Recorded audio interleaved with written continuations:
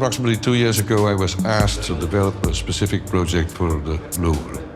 They knew that I had painted several murals, and they wanted me to do something straight on the walls. Of course, you are very aware of the fact that you're working in a very loaded institution. It is also a very megalomaniac place to do something. So I had to think what would make sense in this whole constellation. Dan kunnen we die tweede daar zetten, die hangt. Kunnen we er blauw zetten. Dat is heel lichter, hè? Ja.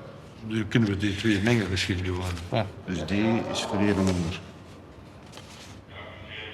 Ik denk dat het belangrijk is dat we dat misschien eerst doen, zo stel dat dat gedroogd is, maar best. Since we were working in the Louvre, it was necessary to work with a different medium. I normally use acrylic, but in this case, the acrylic surface they had to remove later on would create dust. So therefore, I chose to use theater paint, which you can apply very light and covers very fast. But that made it, of course, much more difficult in order to mix the colors or to make nuances, and therefore it had to be done in layers. So in my studio, we made a couple of trials before we went on to a bigger scale.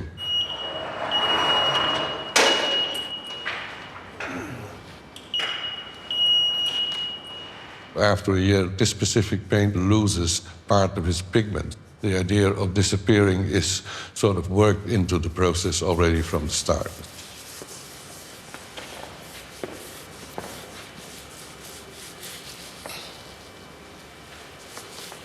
Is dat verbonden, hè? Nee, dat is niet verbonden. Dat is wel belangrijk. It took me a long time to decide what I was going to do, but I actually put it into two segments or two positions. One position that is sort of linked to each other because it's a movement that is actually portrayed. The idea was to keep it within this one situation. In dialogue with the people from the Louvre, I decided to pierce it with a different image based upon a small painting that I lost in 1990, which is the back of a head of a doll.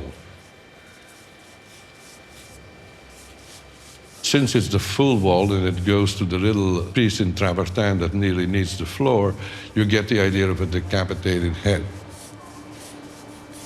Dat stuk hier, hè? Dat middelste stuk daar, dat we dat eerst even dicht zetten. Daarboven? Ja.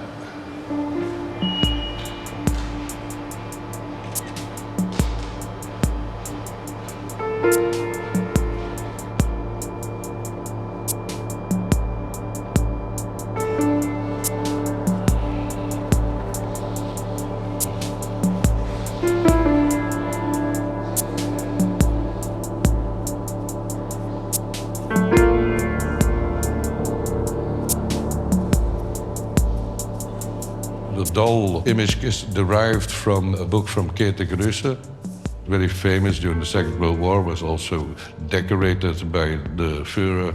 It's an image that shows also the vulnerability of the neck.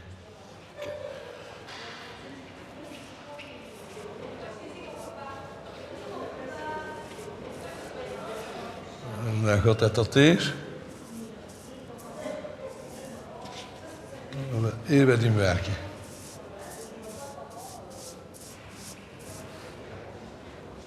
When the guillotine was actually put into function, this was also the point in time where the Louvre became a public institution. So in that sense, you have a sort of a direct link with the place and the emplacement.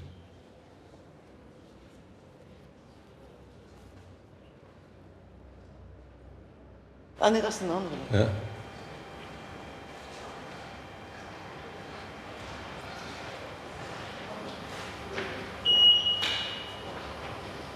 There's actually a part that's derived from YouTube about a New Zealand painter. I also made a diptych of that in 2022, which is called Gloves.